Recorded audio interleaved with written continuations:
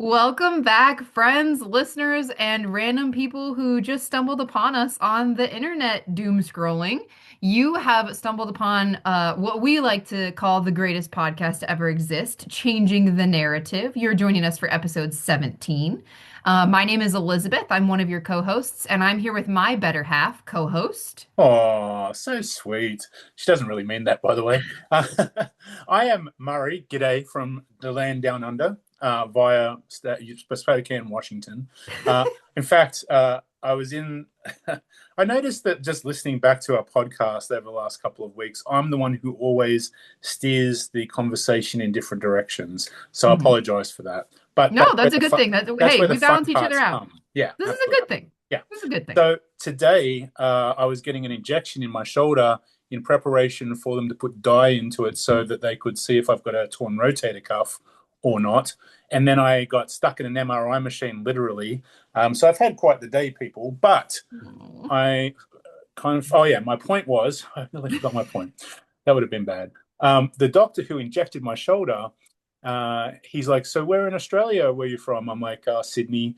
And he's like, "Oh, I'm from the south." I'm like, "Oh, whereabouts?" And he said, "Louisiana." And I said, Mhm. "Oh, I lived in Mobile, Alabama for 2 years." And he's like, "So let me get this right.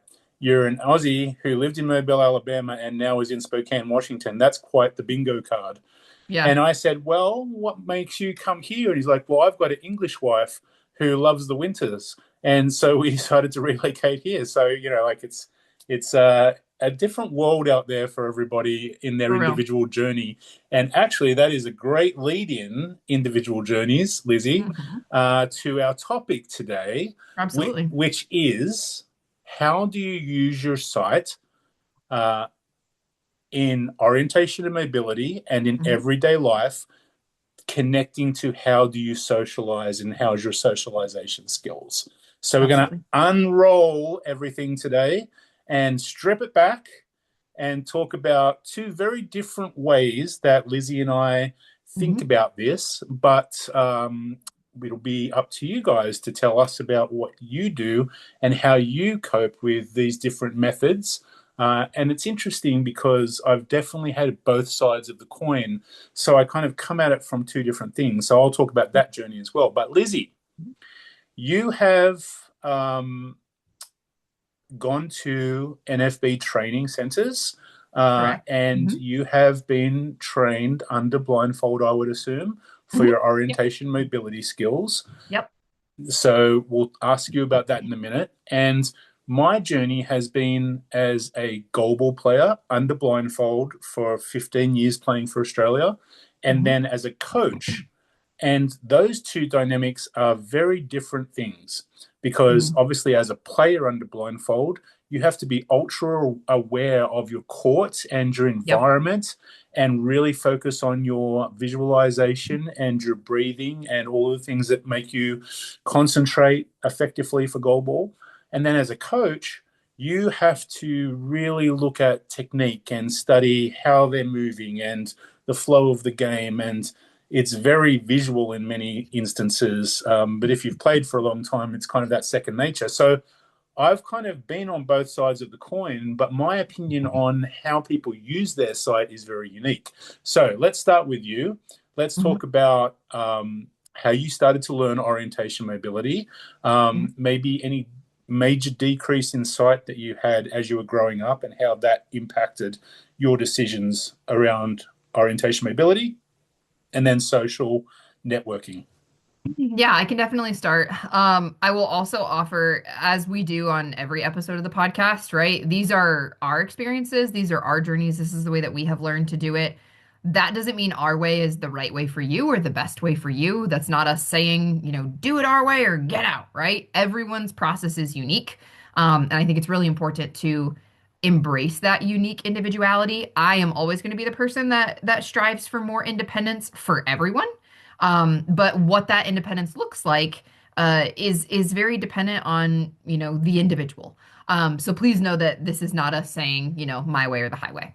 I also have to tell you, Murray, just because I think you'll love this. So I have never been on the goalball circuit. However, I learned how to play goalball when I was in the eighth grade. at my very first National Federation of the Blind event. And I was like sitting here giggling because I was thinking, I was like, I was a center because I'm a control freak, of course. Well, and you're Um, tall as well, which gives you I'm another tall, yes. advantage to be center. And I've actually been this tall. I've been 5'8" since I was in the eighth grade. Like I Wow. stopped growing in the eighth grade. Um, You were five and eight in the eighth grade. yeah. Wow, I Yeah. wish I would have known you as a goalball center then. I would have like made you continue to play no matter what. Well, and You would have here's my won thing every is junior national championships there was. I probably would have been pretty good. Like I'm not gonna lie to you. Like we squared up against a lot of student teams. Me and my two friends, I think we had like one sub, but it was mostly I don't think I ever subbed out. And we played like 3 or 4 games back to back to back. The only group we lost against was the adults who like actually had like significant experience playing Right. goalball. Yeah. Um, and I just remember getting so many rug burns and just like absolutely having a blast. Super fond memories of my terrible rug burns. Not But many people say how many rug burns they've had and then say I had a blast. But anyway, good for you. yeah, it was fun. Masochism. It's up your alley, I believe. Oh, stop. So moving into the actual topic of today's podcast. Um, I have never had a significant decrease in vision. My vision has actually been pretty stable since I was born. But I started to learn how to use a cane as far back as preschool. I did very, very limited uh, shaded travel. I did a very small amount, getting, from my best friend's house to my house when I was in like early middle school. But other than that, I really didn't do it, which means I always had some level of my residual vision available to me. Um, as I've grown up, I've learned a lot more about the unreliability of my usable vision. And a lot of that for me came when I was under shades, under learning shades at the Louisiana Center for the Blind. Um, I stripped my skills all the way down to the basics. I remember spending days like practicing my arc and walking in step and maneuvering using cardinal directions and all sorts of things. I gave myself an asthma attack the day that I learned how to do stairs properly. In case you were curious, I was really Was dedicated. that from laughing or hyperventilation? It's just me and stairs for like 2 hours. Not a great time, would not recommend. Right. Um, my travel instructor came out and he's like, "What did you do?" And I was like, "Sorry, Marco." He's like, "Where's your inhaler?" I don't know. Anyway, um, Preparation. Good job. well, I was so ready. I was so Yeah, ready. I can sense that. But a lot of what I learned while I was under shades is that I thought my vision was more reliable than it was. Um, And the only way that that became really obvious to me that it wasn't as reliable as I had thought, is I actually got to the point where when I was like walking to and from the center, when you don't have to be under shades, I felt significantly safer walking with my eyes closed. There was actually a couple different street crossings that like I would opt to close my eyes because listening to the traffic was something that I was comfortable with. Whereas looking at the traffic, like what I was seeing wasn't lining up with what I was hearing. So I would see the cars get close, but if I was going off of like the visual optics, y'all, I would have gotten smashed like Yeah, a lot of times. Um, so for me, and the way that it was explained to me was you're literally rewiring your brain. You're thinking differently about your approach to things. So for me, opting for the non-visual skills is always a matter of safety. I shouldn't say always, mostly a matter of safety. There are instances where I have enough usable vision to read print, for example, but it has to be really large font, like 35, 40 something point font. And it still has to be, super close to my face. yeah, That causes me a lot of eye fatigue. So to be very frank, the non-visual skills, like once I practiced them and got comfortable with them, were just significantly less strain and stress on my body. yeah, Um, People can joke, like I take the easy way out. I take the way out that causes me less discomfort, that I trust more. It's just the system that I have learned. I always think it's funny to watch like other people watch me do things. My mom for the longest time was like, I don't really want you to do that in the kitchen. And I was like, Mom, I could literally put my shades on and be fine. Like it's not a big like Yeah. you don't Been need to there, done worry. it, right? Feel more Literally. confident. Yeah. So sometimes when she's really spunky, I like go put my shades on and I'm like, let me sharpen the knives in our house real quick. No, but it's it's everyone's system, right? It's Yeah. whatever works best for you, and that's just what I've discovered, which I know is very different from what you've discovered. So before I go into the socialization piece, I want to give you the floor to talk about your navigational techniques. Yeah. Well, I think, it's understandable that I always kind of equate it to video gaming, right? And I tell people whatever it is that you think is hard the first time you do it is going to be easier the more times you do it. And it's just Yep. like playing a video game, right? At the first time you're getting killed, you're falling down things, you just don't know how to play, right? But Mhm. then the more you play, the more you research, the more you like look into it, the better strategies you have. Life is like that, right? And so no matter what you Mhm. do with blindness and low vision, I kind of feel like it's do it, repeat, do it, repeat, Mhm. memorize it, do it, repeat, and Mhm. that's the foundation for everything, right? And so, for me, I had 2200 vision from birth, Mhm. and so when you tell someone 2200 vision, it's like 10%, right? Essentially, but when you tell someone you've got 10% vision, they're like, well, how do you do what you do? Like 10%'s nothing, but it's a lot, right? But I've also seen people who have lost their vision with things like retinitis pigmentosa, Stargard's, those kinds of conditions where a huge chunk of their sight has gone away Mhm. and they just can't deal with it, right? And Mhm. they're acting like they're totally blind or have less than 1% vision. So it's like you said at the start, it's different for everybody, Yes. absolutely different for everybody. But I come at it from when I was taught orientation mobility, I was definitely taught to use my senses. Mhm. And I started orientation mobility maybe at 7, 6, 7. Oh, sorry, Stop. I You did said not just say six, six, seven, seven. 6, 7 for all the Ugh. youngies. I didn't mean to. I didn't mean to. It's But okay. I, I I forgive did you. do the Just because hand your movement. shoulders got a boo-boo, I'll I did forgive the you. hand movement, so I'm sorry. Anyway, got to keep it relevant for the kids. I did Um, the hand movement. Get out, Grandpa. What are you doing? anyway, Grandpa, wow. Ugh. Okay. Okay, so Um, you were 6 or 7. I was 6, 7, and then started doing orientation mobility. But I was always taught like use your other senses, learn the traffic, how it goes, things like that when you're crossing the street.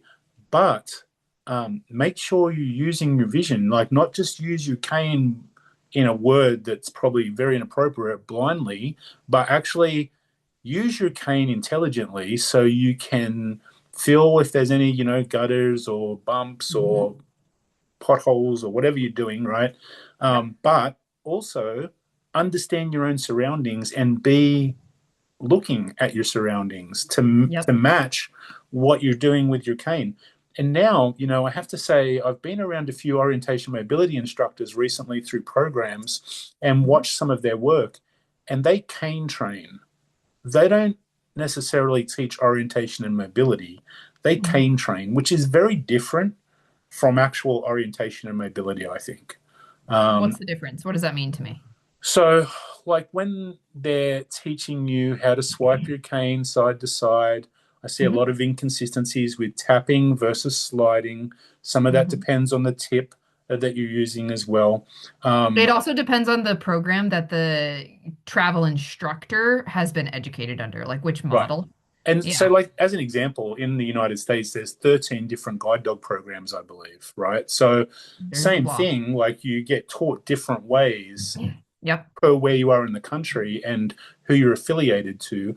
Yep. And that's fine. There's going to be different ways to teach, but I feel like they don't actually talk about how the senses match up to the useful vision, match up to learning things through memory, minding with your vision, with your hearing, and your senses, and then putting it into the cane training techniques. I think they just talk about the cane training techniques as an Mm. example. So when you're walking upstairs, or whether you're like a lot of people have problems on travelators in airports. Hmm. They're just not training effectively on Hmm. some of those things where people still use their vision. If someone's totally blind, sure, cane training and learning where to put your cane, how to use your cane. That's the ultimate thing, right? Because you can't use what vision you have because you don't have enough vision to use it. And in your situation, the same. I remember having to try and cross a road when I was like 8, and it was like a 4-lane road, pretty busy. And like you said, cars would be on you in a heartbeat, and you'd be thinking, oh, geez, I thought I had enough time to cross, but I really didn't. And, Yep. um, just like the fear that that puts in you, and you're second guessing yourself. And then Yep. if you start second guessing yourself, then you're all over the place. I see that a lot with guide dog users, where the Yep. dog doesn't work well at the start with the person, or they take them home and then something sideways happens. So, I think we've seen so many different things happen in orientation mobility, but I am a big believer in using what vision you do have the best that you can to be able to match the other senses. Yeah, the way that it's been described to me that I think works really well, and then I'll get to a philosophy that one of my travel, or excuse me, not one of my travel instructors, my technology instructor actually instilled in me that I think applies across the board. I've always been told usable vision is a tool, right? It's in your box. It should never be the only thing in your box, right? I Totally think of agree with like that. guide dog users, guide Yeah, dog handlers, cane users. If a guide dog handler's dog gets sick, God forbid, they have to be able to use their cane. Because yeah, if that dog just decides it's not working that day, yeah, you've got to have an alternative. If something were to happen, for me it might be like night blindness. I don't have any night vision. yeah, I have to use my cane at nighttime. Like whether I want to or not, I have to. So I think it's the mentality of it is a tool. There's nothing wrong with using it as a tool. Just don't let it be your only tool, right? Because yeah. if something 100%. happens, you don't want to leave yourself up a creek without a paddle. Yeah, Um, I think that's really true. yeah. The other thing that I would offer, and I think this really gets to your piece, Marie, of you know, use your vision, but also your other senses. My technology instructor always used to tell me, trust but verify. I'm trusting that you're doing it. I'm still going to verify that it is correct, right? And for him, that was like, I want to make sure you're doing it the way that we've talked about doing it, and the way that you're going through. When I walk up to a intersection, I can trust. All right, I see that the light is red, which means I should be able to go. Okay. I'm also going to stand there, even if it means I have to wait another cycle. I'm going to listen and verify that these drivers out here aren't going through that red light, because the reality of the matter is you're not just going off of your skill set. You're going off of other people's behaviors too. Yep. And drivers run red lights all the time, Yep. you know? And traffic flow, and understanding traffic flow. And like you said, using your vision or not using your vision is a tool, but there's so many different things that you're taking into consideration when you're using orientation mobility out in the wild. Yeah. Learning to cross a road, it's the Yes. traffic flow, it's the noise, it's the visual, it's the cane, it's, a whole bunch of different things that are working in harmony with each other, hopefully, to be able to keep you safe. Yep. Absolutely. I mean, I'm flashing back to like the first time I learned to cross a street shaded. My instructor literally, told me, this is how you square up your shoulders. You line yourself up with your perpendicular curb, right? Yeah. um, or your parallel curb or whatever you want to use, right? And then for the longest time, I couldn't figure out how to square up correctly to cross a road. Marco literally had me like extend my arm to where I could hear traffic and then move over to be directly in front of my body and Hmm. then put my arm down. And did I feel like an idiot pointing at cars and then wiggling my arms a little bit and putting my arms down and then pointing at cars and wiggling my arms a little bit, putting my arm down? Absolutely. Did I get to kind of take off that training wheel after I proved that I knew what I was doing? Yeah. Yes. Right? And It's that's how you it's become it's in aware, due right? time. Yeah, Yeah. I mean, it's all part of awareness, I think. Yes. We did that as goalball coaches, so like when you put a blindfold on, you have, and I was taught really specific visualization techniques, which really helped me. My first goalball coach was an orientation mobility instructor originally in Mhm. England. And so he knew the fundamentals of movement, which really helped my goalball play very quickly. Mhm. But he would say, put your blindfold on and go home and walk around, and visualize where things are and remember where things are. And it was the greatest thing anyone ever told me, because when I was on court, then I always felt like, well, I could see, I could see what was going on because I was never in the dark under blindfold because I learned to visualize effectively. And that's a huge thing. See, and But that makes me giggle a little bit because I'm the kind of person like I can think, I'm like I could sit here and close my eyes and think about things that I did under shades, and I swear to you, I can picture them happening. yeah, And it's same it's with me. wild to me because they're false memories, right? Like Yeah, it could have been cloudier than I think, or it could have been, pine trees instead of oak trees, and I would just have no idea that I was like walking through a totally different light. But like I can see yeah. so many things in my And it's mind's eye. vivid, right? It is actually Yeah, vivid. And yeah. a lot of people said to me, oh, well, like when you play goalball, it looks like you're looking. And I'm like, well, I actually close my eyes, so it's hard to look. Just from a concentration point of view, I close my But eyes, you but it might turn helps. your head toward it, right? Yeah, And but it people helps think you that they're like, "Oh, you're visualize, like, reacting." and hear where the ball is or something like that. But um, I just got like trained my ear and my Hmm. movement to a point where I knew the timing of when to dive based off hearing the ball. Yep. And, when you play for 20 years, you start to just train yourself. You do anything for 20 years, you're going to become good at it, hopefully. So, those things like really, make it. So I think like for me, I, whilst I'm not a huge believer of shades training, I do understand the benefits in some cases, but I Hmm. also like people to use their functional vision as much as they can because I think it's both of those things that give you the best chance in general with anything.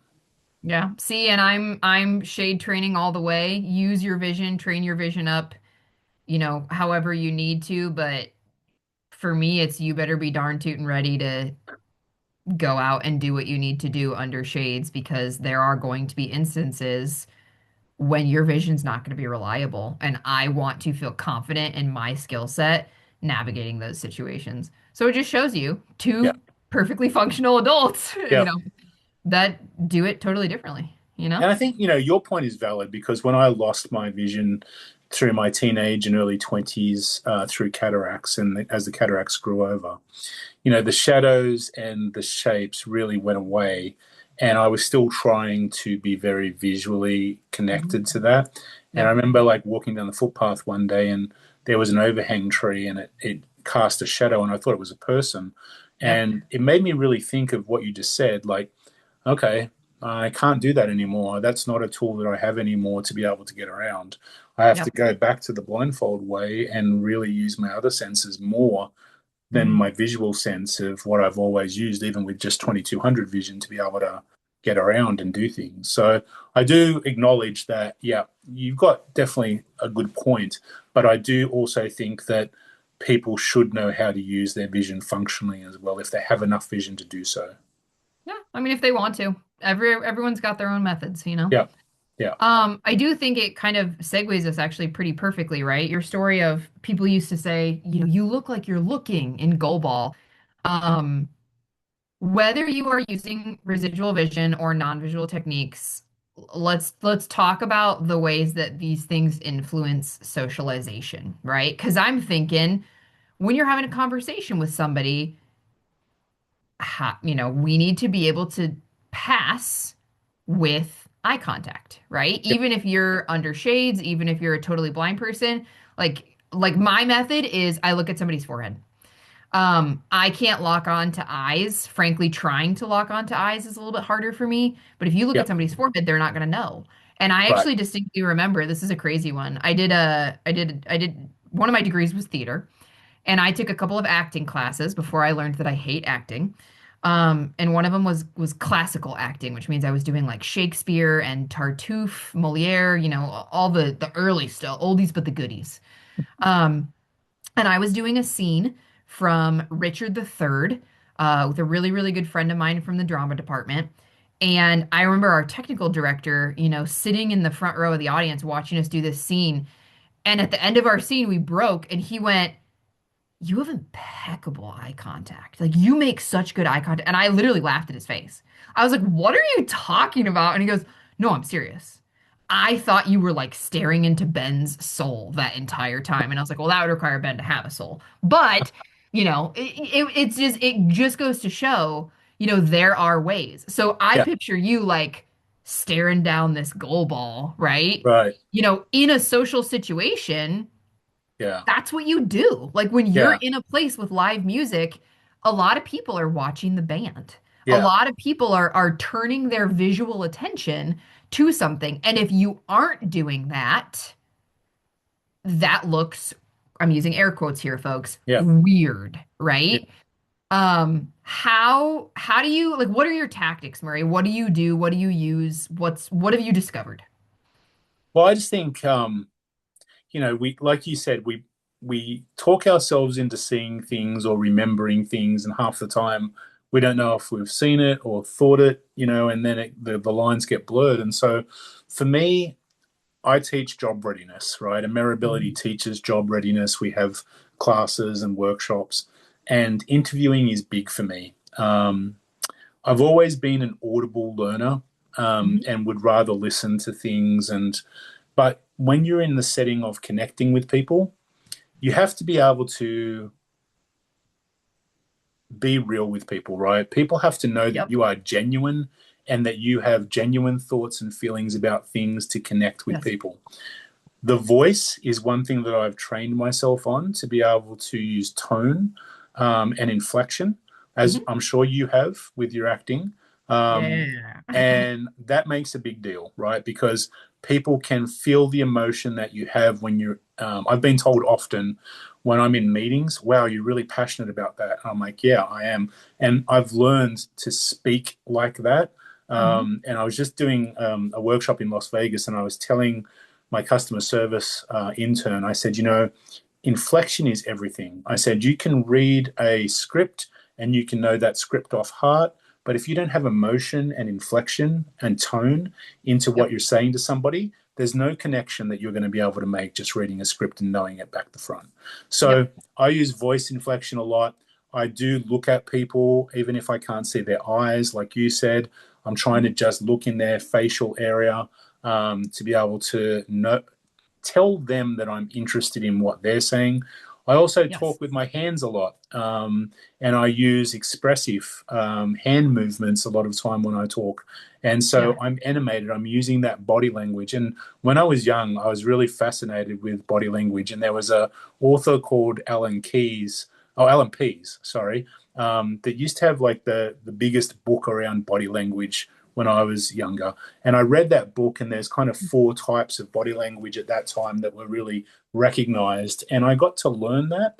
And so I've always been a curious person. And I tell parents a lot when I do parent seminars. I did one on Tuesday night, and some of the parents were fantastic in what they've done for their kiddos. But Mhm. I teach them, teach your kids to be curious, ask questions, talk to people. We are Mhm. losing the art of conversation Mhm. rapidly.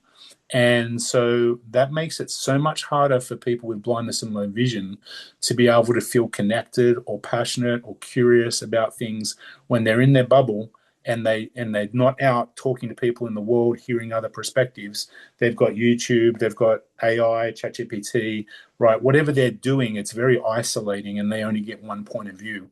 So, like, I think I've certainly been lucky growing up in an era where we didn't have, cell phones till I was 20. We didn't have AI until I was, 45. We didn't have all these things where I had to learn those skills. And I still believe that those skills, especially for someone with blindness and low vision, are so powerful because they Yeah. teach you how to be you. One of the big things that I always do at my workshops is, how do you want to be seen? How do you want to be heard? Who do you want people to think of Yep. you as in a setting where they're going to have a conversation with you or interact with you? And I don't think people think Yep. about that side of themselves enough. I encourage them to have an elevator speech where they say, this is who I am, this is what I'm really like, this is what I'm passionate about. And I think Mhm. that's so important. Yeah. I think it's also really important, we talk about the things that we focus on, let's talk about the things that sometimes slip our mind, right?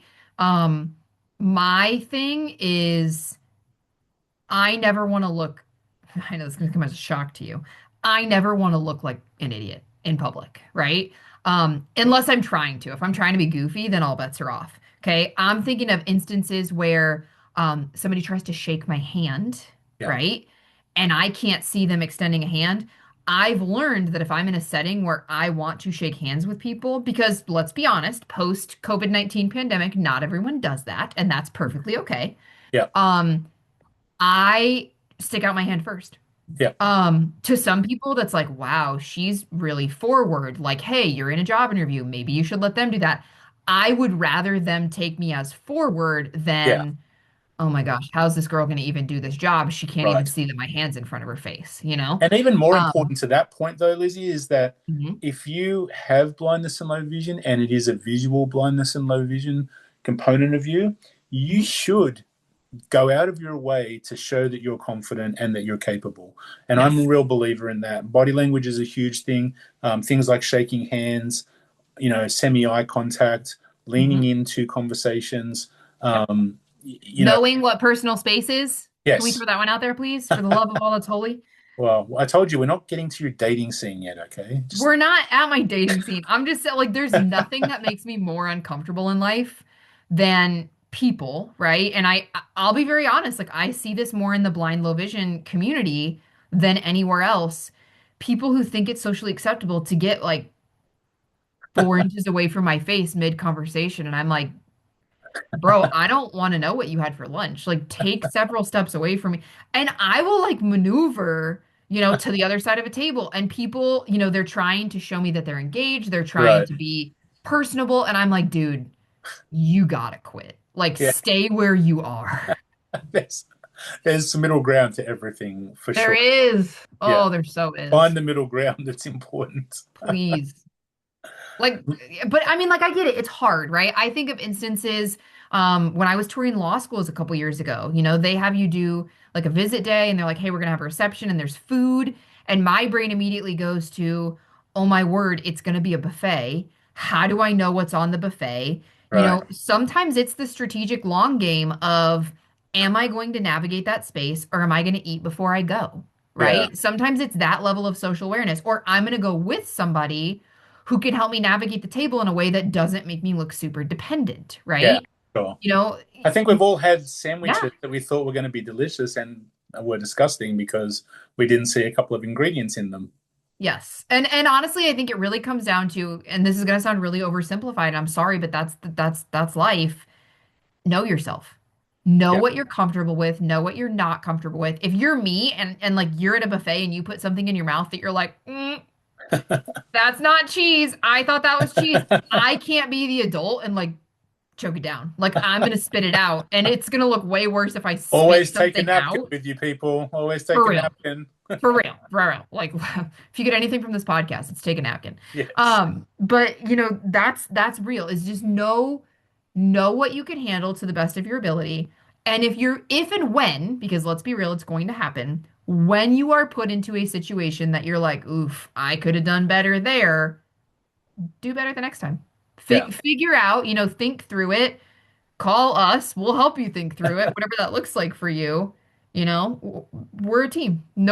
Nobody figures it all out 100% of the time on their own. No, and you Um, have to go through these things to be able to understand about your situations, right? We have to go yep, to a buffet to be able to understand that you're struggling with a buffet or you have a plan for a buffet, right? And it's like, yep.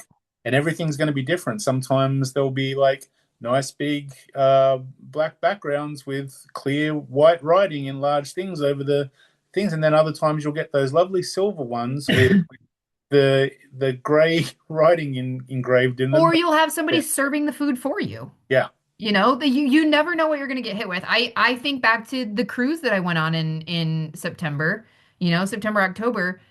I hate dancing in public. I hate it. We've talked about it. Murray's going to teach me someday, somehow, I some am. way.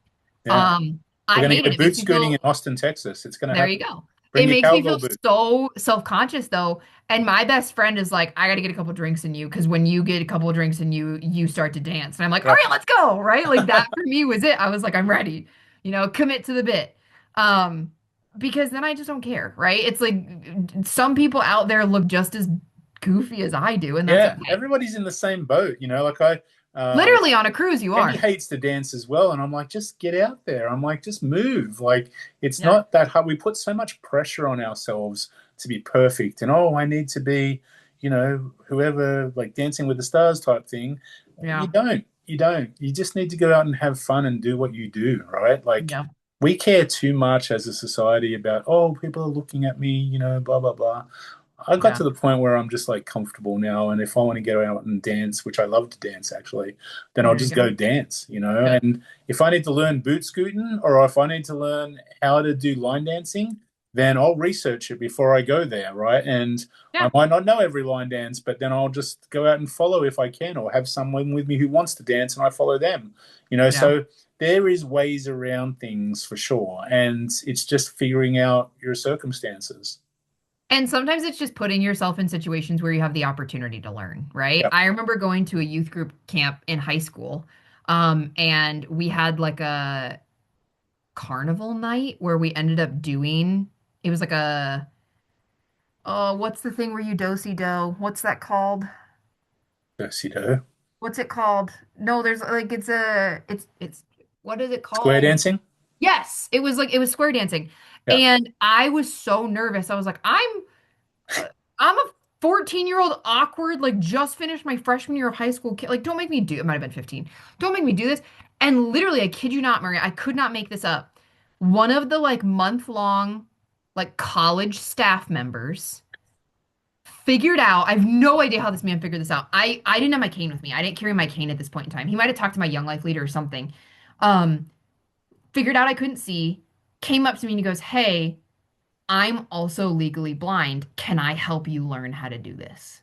That's cool. And it was just like this really like this man could see so much more than me, you know, but Yeah. like it was the fact that he went out of his way to take the time to help me figure it out. And it wasn't, I'm going to talk down to you, little girl. It was, Yeah. hey, I know this has got to be kind of uncomfortable for you. Let's Yeah. get through it together. Yeah. And That's it meant a lot, yeah. you I know? think there's And times. it helped that I was with people who knew me and who knew my limitations and who knew my strengths, right? So it was Yeah. okay, but Yeah. you But I know, think it there's means there's a lot. instances like that that are important, right? Where they shape us and they frame us. Now, if that guy would have walked up to you, right, and said, "Oh, what can't you dance?" It Yeah. would have been a very different type of emotion that you would have hung on to for a long time. We carry a lot of baggage around with us based off, what happens to us, and that's natural, right? It happens to all of us. But Yeah. especially if you have blindness and low vision, like I talked about driving down the freeway last week in the rain and looking at a truck and thought it was carrying hay and it was carrying plywood. And I say, face over to Timmy, I'm like, oh, hey. And she's like, it's plywood. And, I'm like, okay, I'll, I'll think again before I Take your reference a joke out. truck Take your joke passing out of by in the here. rain next time. But Yeah. it's like, like, okay, but that happens, people will walk by us and say hi to us and we have no idea who they are, right? What do And you they do? do that thing where they're like, "Hey, Marie, how are you? It's so good to Yeah, see you." And you're like, "Keep talking to me until I place your yeah. voice, please." Or I ask qualifying questions if I'm in big crowds, like, oh, what have you been doing? What's been Fill happening? me in. Yeah. And so then I can figure out who this person is Yep, when I know them reasonably well. And so it is challenging, absolutely. and you're going to come Absolutely. across that a lot. But that's not a reason to be able to run and hide, either. No. I think like we put so much pressure on ourselves to do everything perfectly that it gets Hmm. suffocating at Yep. some point. And we can either choose to go and hide and be in our own little world and be isolated and be depressed then that you don't have the life that you want, or you can occasionally make mistakes and learn from them and challenge yourself to do better, or learn different ways to deal with situations. And that's part of life. And let me tell you, people who don't have any disability and people who you think are the most confident people in the world still have those hang-ups. You are I not was an island. literally just gonna say the same thing. Yeah, Everyone does it. yeah. Everyone has those awkward moments. You hear all the time, like all the pretty Hollywood stars, they're like, oh, and they're like, oh, I was a complete dork in high school and nobody dated me and all these things. And it's probably true, like you think about someone in a light where you think about how their life is, and their life is probably terribly different to how Hmm. you think. Hmm. And it's just opening yourself up to people. I do a lot of Yeah. workshops and talk to a lot of parents, and you know, parents, I think, are going through this phase with kiddos in their teens where they just don't have any answers. Like they don't know. Everything is changing so fast around them with AI and Yep. assistive technology and what to do and what not to do, that they're kind of caught in this like vice about, oh, I just have no idea what to tell my kid, and it's tough. Like it's tough for parents, it's tough for kids. Um, you know, School is a tough life, man. Like I see a lot of kids being homeschooled and I understand why, but I Yeah. also feel like that's really not dealing with the challenge. It's pushing off the challenge, I Yeah. think, in a lot of instances. And, to each their own, right? Yeah, Everyone has their right absolutely. fit. Yeah. But there are times when I do truly believe, like, let's face the beast head on now, and Yeah. let's spend the next awkward 5 years of our teen years, figuring out how do I cover up my acne scars, and how do I talk to boys, and how, it's going to be so much easier to do that as a teenager Yeah. than it is in your 20s. Like by that point, a lot of people around you are slightly more socially adjusted. Like we gotta figure out how to do it. And if that means, I'll be the first person to admit when I don't know what to wear, I will literally go to ChatGPT and be like, "Hey, what is an appropriate outfit for this event in early spring?" Right. And it gives me ideas, right? Like there's Yeah. nothing wrong with going to those resources for backup. Just know that you can't sit at a table and have a conversation with a prospective employer or a, you know, person from your church or whatever and be Yeah. like, "Hey, this person said this to me. How do I respond?" Yeah. Like you're gonna have those real time moments for yourself and you're gonna have to live through them. So why not carpe diem and start now? Yeah. You know? I feel like that's really true. You've got to fail. We kind of talked about faking it till you make it, and Yeah. like understanding. Okay, there's going to be things that you fail at, but that's going to give you an experience to learn better from next time. It's so true.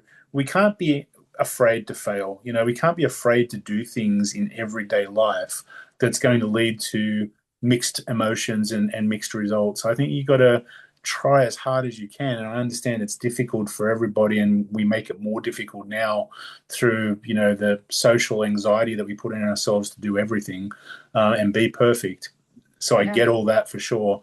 But boy, when you break through some of that crap and you get on the other side of it, it's the most freeing feeling in the world about achieving things and doing things. You learn way more from your failures than you do from your successes too. Like, let's Yeah, be honest, they stick with you longer because they're mortifying. yeah, That's what makes them life lessons. absolutely. That's what helps them stick. So, just about life lessons, Lizzie. I think it's time. I think it's time that we talk about some of your life lessons and some of your breakthroughs, and that you have to kiss some frogs to get to your prince. And I think, Let the frogs go. I think we're confidently saying now that the frogs have left the building, and you're on the way to finding your prince. The frogs Lizzie, have dating the, update. the We're frogs all have like hanging officially on. the frogs have officially like hopped out of the chat. Um Ribbit, the ribbit. The boy that I am seeing right now is the only boy, man, the whatever. man. Man, Then sorry. don't demasculate him. That's not cool. He's a year and a half younger than me, so I make cradle robbing jokes all the time. Um, Temmie is technically 5 years older than I am for 3 months, and really? so her birthday's in June, and my birthday's in September.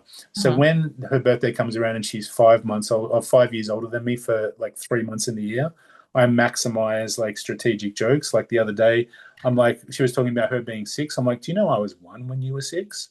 I'm like, that's Stop. just Oh my wrong. God. You're the worst. No, but he is as of right now the only man that I am dating. We Oh, have collectively we had a Hinge deleting party. So I am. optimistic. He's out of the country for a couple weeks, so we'll see if he still remembers who I am when he gets Yeah, back. he had to take a break after asking you out. It was that traumatic. Literally, it's that traumatizing for him. No, I actually told him the other day, I was like, how dare you? Like the week, the biggest part of his trip is the week that I'm off of classes Right. for like in between this term Were and you next term. hinting And I that you was should like, already be going on an international trip with him? Is that what was happening? no. I told him I would never try and work my way into boys' trip. That's sacred. Um, unless they go to Alaska, then all bets are off. But I told him I was like, it's kind of rude of you to choose the week that I am like actually like I don't have other obligations in my life for you to leave the country. And he's like, I promise I planned this trip before I even knew who you were. And I was like, I know. Did he say it in that tone? Like He it was did. very It was really accusatory? wholesome. It was really wholesome. I was like, sir, I know. Girls, here's a tip for you, okay? When they make the breakthrough and they say, hey, I'd love to date you, blah, blah, blah, let's do this.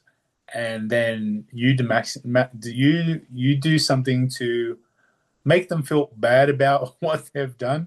That's not okay. It's not okay, I didn't make girls. him feel bad. I was teasing him, and Oh, he knows that. does So, he? Does he really? yeah, he Okay, does. good to know. But How many times have you texted him since he's left the country? how many times have I texted him? Uh-huh. Um, I mean, I haven't. Technically, he hasn't. Can't count that high. Technically, he hasn't left the country yet. Oh, I was okay. texting him while he was like waiting to board his plane at the airport, and then he was like, "Okay, we're heading out. Like, I'll text you later." And I haven't responded yet. And you're like, much later. Well, I mean, like, here's my thing. Now here's the fun one, and it's hilarious because he and I literally had the conversation yesterday.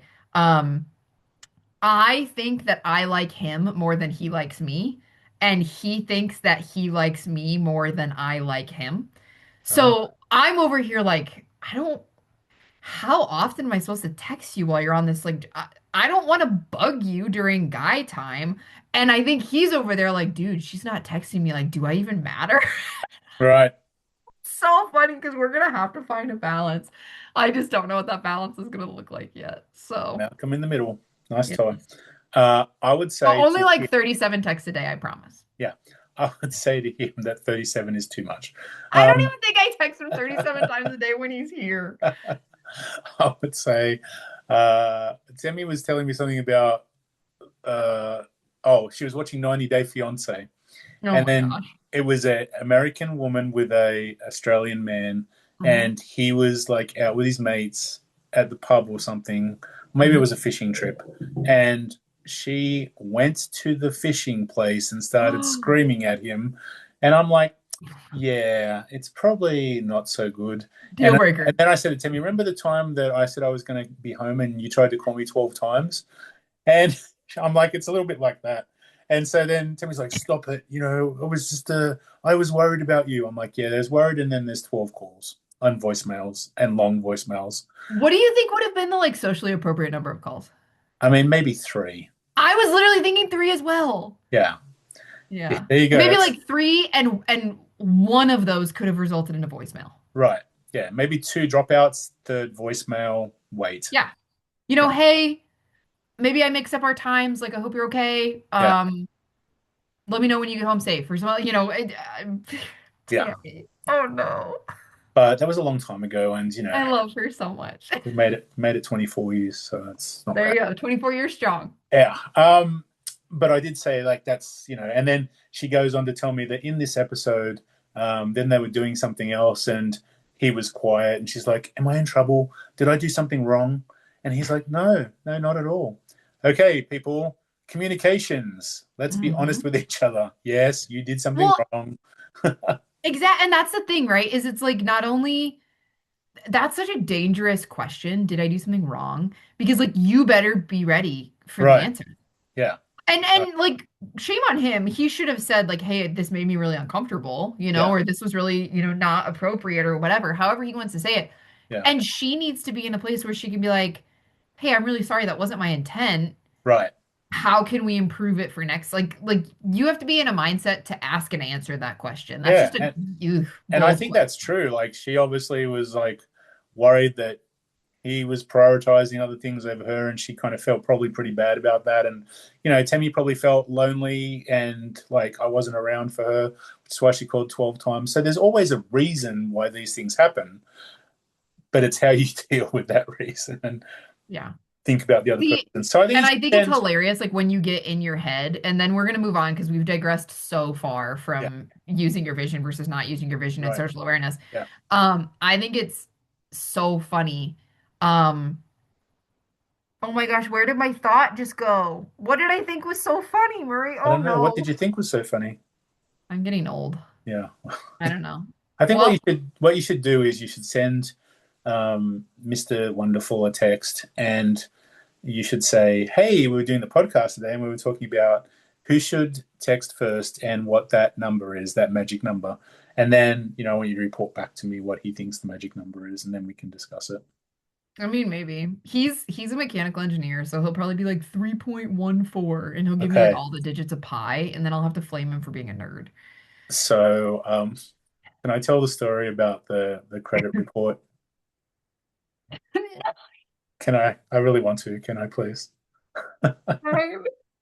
So Lizzie sends me a text the other day, and she's like, "Well, I'm just going to ask what his credit rating is," and I'm like, "Yeah, maybe that's not the best situation." I've done that. I've done I that before. I know, but I said let's frame it a different way, and she's like, "Well, he told me you could buy a house." I'm like, "Okay." But are we talking about like the cardboard cutout, glue together house, or are we talking about the Barbie mansion here?